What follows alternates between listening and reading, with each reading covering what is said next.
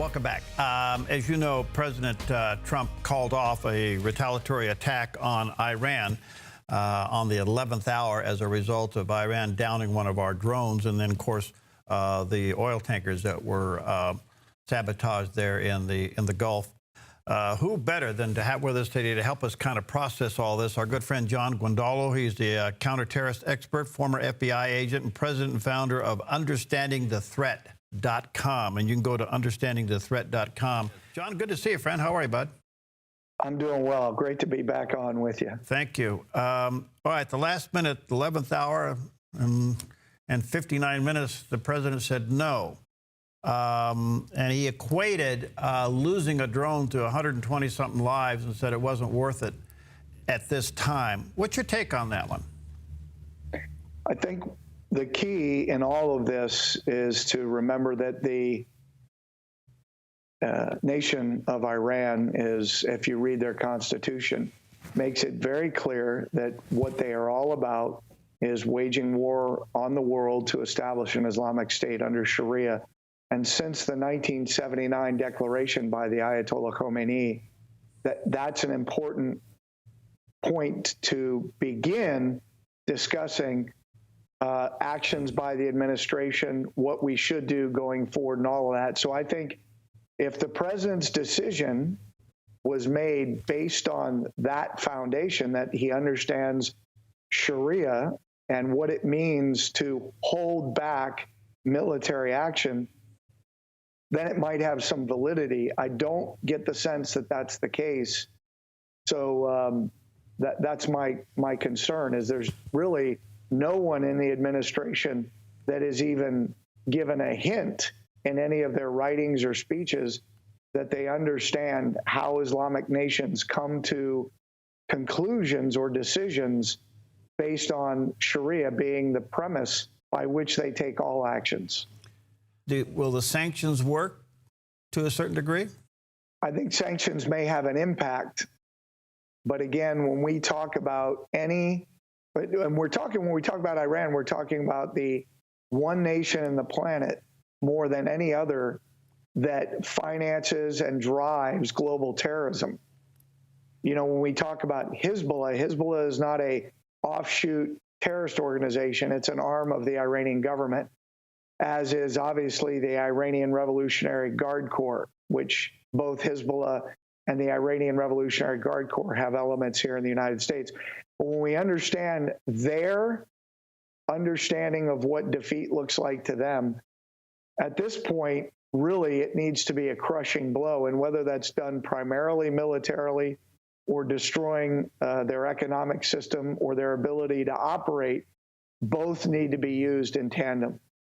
So there has to be, no matter how well the sanctions work, there has to be significant military action to pummel and crush Iran in a very visible way that literally diminishes their military and makes clear to the leadership of Iran, which should be targeted in any military operation, that we're serious about this, but really keeping, again, Sharia at the center of how we understand what it will take for them to believe that they're defeated. The president has said very clearly that Iran will not get nuclear weapons, that it's intolerable. It can't. Does this strike to the core of the rivalry between the Shiites and the Sunnis? That's a great question. And I appreciate that you asked that question. So again, just like, as you're well aware, because we had a discussion around that time, when the president launched attacks initially early into his administration on the Islamic State, ISIS, my comment was we shouldn't be taking any action unless we understand what are our goals, who's the enemy, and if you don't understand Sharia, you don't understand the impact of what you're doing strategically. I would say the same thing about the vice president trying to build a coalition. Since 9/11, the U.S. government hasn't identified the enemy in the war. We haven't put together strategically a plan to defeat it. That's always been understanding the threat's concern, is that actions we're taking are not being put into a strategic perspective. So Saudi Arabia and Iran both have the same objective, to establish a global Islamic state under Sharia. Yet, they are both fighting against each other and working against each other on the one hand, yet supporting each other in certain places on the other hand. So we saw, for instance, Iran supporting al-Qaeda, Sunni, on the ground in Iraq by providing them weapons, munitions, things like that, against the U.S. Yet we see, Sunnis attacking the Iranian embassy in Lebanon at the same time.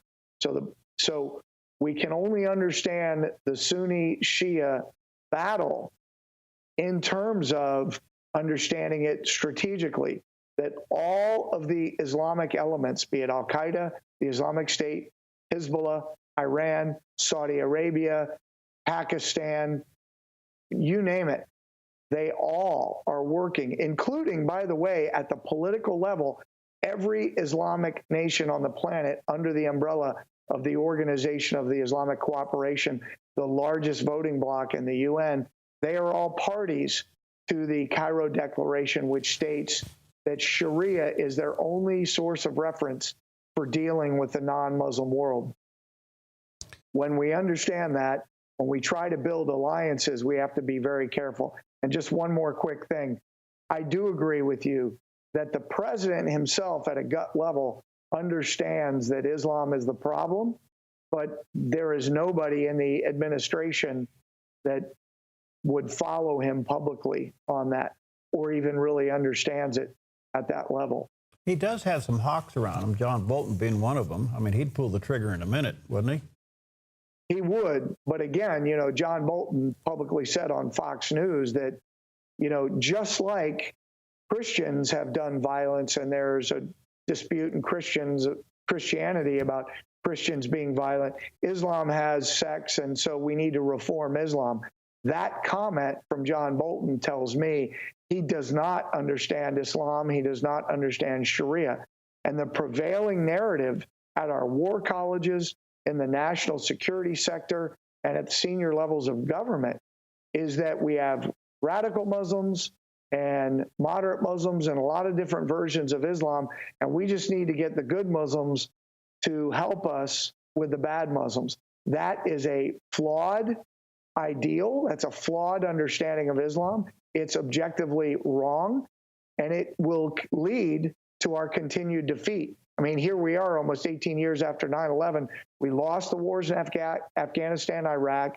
And if you ask any American, is the threat of jihad or terrorism better or worse today than it was on the 12th of September 2001? Everyone will tell you things are getting worse.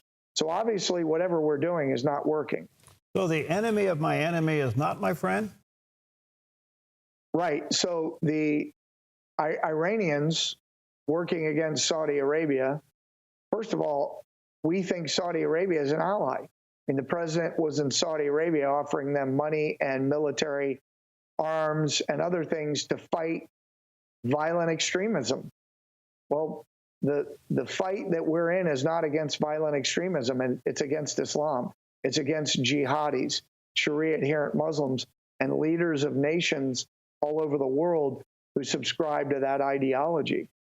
And so while we can work with people who are not our friends, any strategy and any tactic operation that we take, we have to begin with understanding the threat. Yeah. And our government still doesn't. All right, before I take a quick break here, it appears we're going to have another provocation. The pattern is there. The president has showed some restraint. A coalition is being developed. I can't help but think sooner or later we're going to be provoked into some kind of a military response. Yes or no?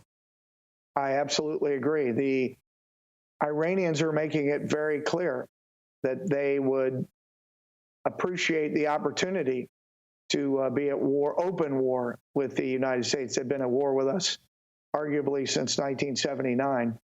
And the rhetoric has been ongoing.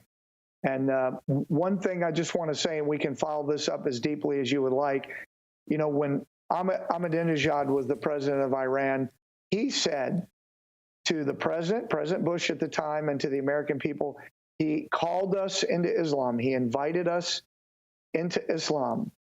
And if you understand Sharia, that is a threat, because that's the dawah, that's the call to Islam, which is required before they can wage jihad. So that's already been done. Iran has fulfilled their obligation under Sharia. And so any action they take, offensive or reactionary to a U.S. action, they've already done their duty as required by Islam to wage war against the United States. Not to mention the fact that President Trump has canceled the Iran deal. That's got to be a real thorn on their side. That's right. And of course, that deal was, I don't have a good adjective for it, insane.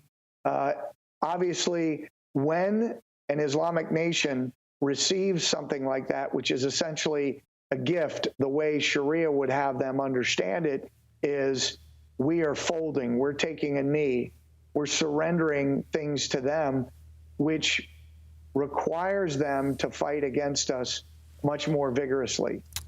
Right. When we decide how to defeat them, we've got to use Sharia to determine what their defeat mechanism is. Wow.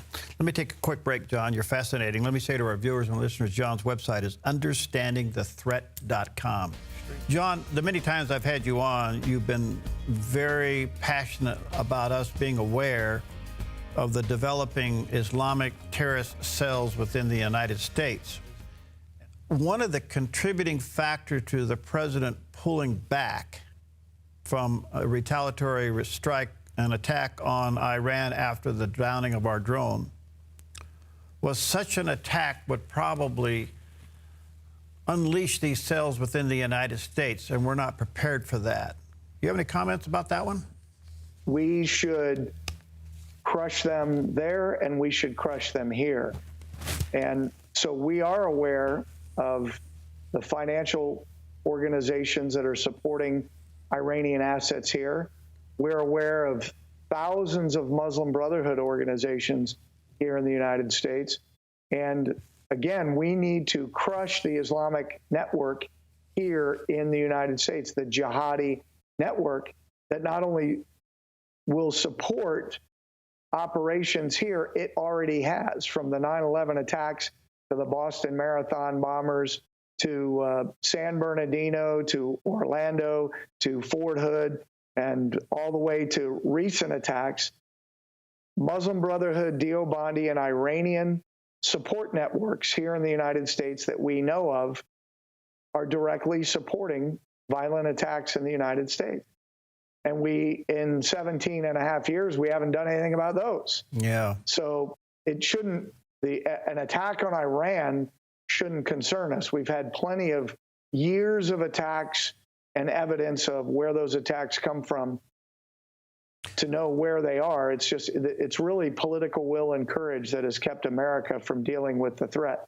And again, the belief that Islam's not the problem, that there are many versions of Islam, and so we got to get nice Muslims to help us with the bad Muslims. Yeah. And this is an absolutely flawed strategy that's led to thousands of Americans being killed both overseas and here domestically. And one point on that, one of the biggest comments that we get, Understanding the Threat gets after our training programs for military, police, National Guard, intelligence professionals are, number one, for police officers, if we knew this information before other investigations we were working, we could have actually uncovered jihadi networks. And we have prosecutors in various states who have said, we have now recently initiated investigations or indicted people as a direct result of your training and consultation.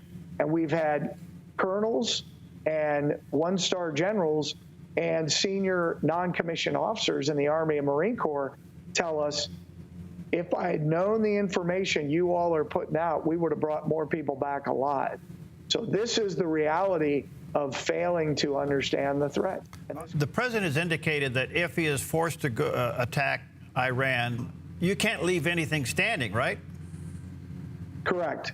In this war, when you do war against Islamic foes, be they groups like Al-Qaeda or the Islamic State or Hezbollah or Hamas, or nation states like Saudi Arabia, Pakistan, Iran, when you go after them, you need to hammer them, and you need to destroy their military, you need to destroy their key power bases, and you need to destroy the leadership. Now, there are different strategies to deal with this, but the reality is Hamas, for instance, needs to be obliterated, and their leadership needs to be obliterated, and the whole organization needs to be obliterated. And that will send the only message that they'll understand. When we captured Osama bin Laden less than a mile from the Pakistani military academy, their equivalent of West Point, we should have sent a very strong military message to Pakistan, but we didn't.